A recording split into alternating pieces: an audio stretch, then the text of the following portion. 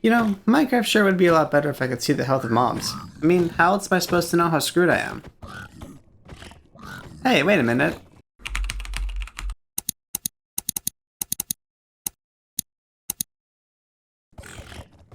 Ah, much better. Client-side mods, also known as mods that don't need to be installed on the server, have been around for almost as long as Minecraft itself. They're incredibly popular within the community, and for good reason. After using some of these, it can be hard to go back to vanilla Minecraft because of the value they provide.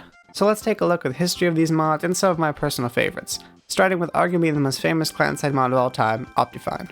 OptiFine barely needs an introduction, but in case you're new to Minecraft or haven't ever gotten into modding, here's a brief overview of it. OptiFine is a general optimization mod that's mainly known as a quick and easy way to get more frames per second and make your game smoother. It also has some extra features like zoom, shader support, dynamic lighting, and connected textures. Now from the way speedrun.com treats it, you'd think it was on the same level as hack clients, but it really doesn't change it that much. OptiFine was created in 2011 as a mod called OptiFog, which was created to improve Minecraft's fog and had some basic optimization tweaks.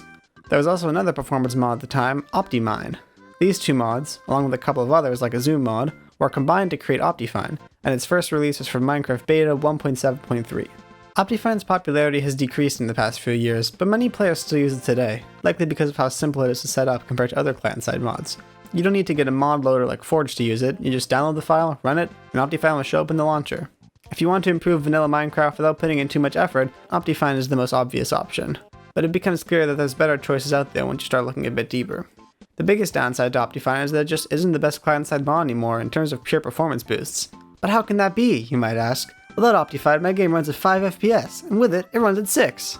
Well, that brings us into the next category, Minecraft performance mods. These mods are usually made for the Fabric mod loader, so let's quickly talk about that. Fabric has been around since 2018 and is basically an alternative to Forge.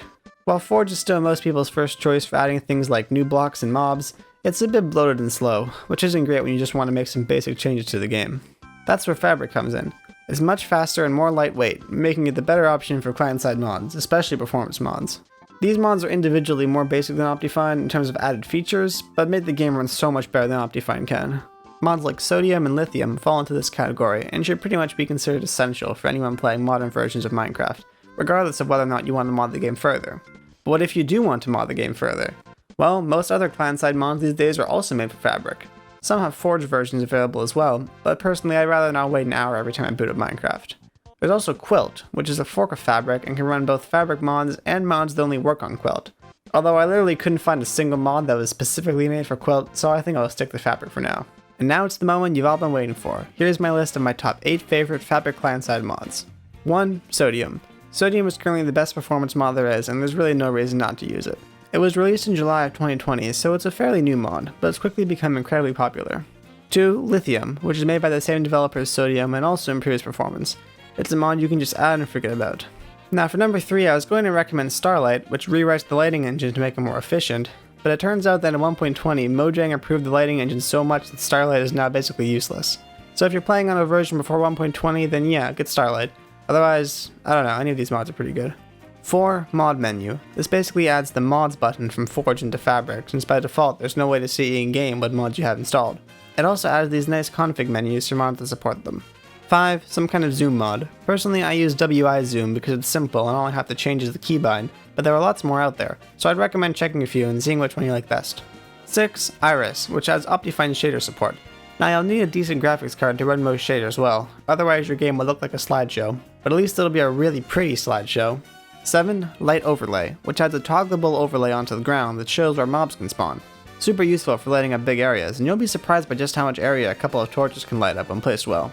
And finally, at number 8, Lamb Dynamic Lights, which, you guessed it, adds dynamic lights. So torches actually light up the area around you when you hold them, and when you throw them they put out light as well. This also works for all other light items, plus mobs on fire and even spectral arrows. These are only visual effects, so they don't actually change the light levels of blocks, but they're still quite useful. But the real reason you should get this mod is because it makes it so glow squids actually glow! Now, I wouldn't consider this a complete must-have list of Fabric mods. After all, these are just my personal favorites. But if you've never gotten into Fabric modding before and are looking for a place to start, these are what I'd recommend. You could also just get a Fabric mod pack like Fabulously Optimized or Sodium Plus, but personally I prefer to pick and choose the mods I want. Just be prepared for a lot of... Oh great, what happened? Oh, I didn't get Fabric API. Right, okay. Oh, what now? Replace Minecraft 1.20 version 1. What? Oh, I got the wrong version of Lithium. Oh my gosh. I need to install architecture and cloth config. Fine. If you want to completely replace OptiFine, there's a great list of mods for that I'll link in the description, and if you're dead set on using OptiFine but still want some of these mods, you'll want to get OptiFabric. However, there is one thing we need to address with these mods. If you use them, are you cheating? This is a topic that's caused a lot of discussion within the community, and there isn't really a clear answer. Minecraft is one of those games that you can play however you like, at least in single player, but in multiplayer it's a lot different. Some servers ban any mods that give you an advantage over someone playing vanilla, which is fair but quite limiting. It's also not always very clear what counts as an advantage. Light overlay, for example. You could argue that it's basically the same thing as just looking at the light level in the F3 menu, and you really don't even need to do that because it's not hard to just put down torches where it's dark and be done with it.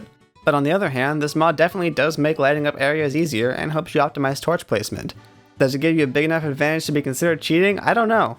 Really, cheating in Minecraft is just whatever you and the people you're playing with define it as. I don't consider any of the mods I mentioned earlier cheats, otherwise I wouldn't recommend them, but maybe you do, or a server you play on does, and that's fine too. Use whatever mods you're comfortable with in single player, and just make sure to follow the rules of the servers you play on. However, I can't help but feel that I've become dependent on these mods. I mean, it's been so long since I played Minecraft without some kind of client-side mod installed.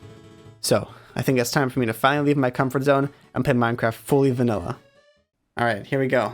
Minecraft with no mods at all, not even OptiFine. I can do this. Launching the game in 3, 2, 1...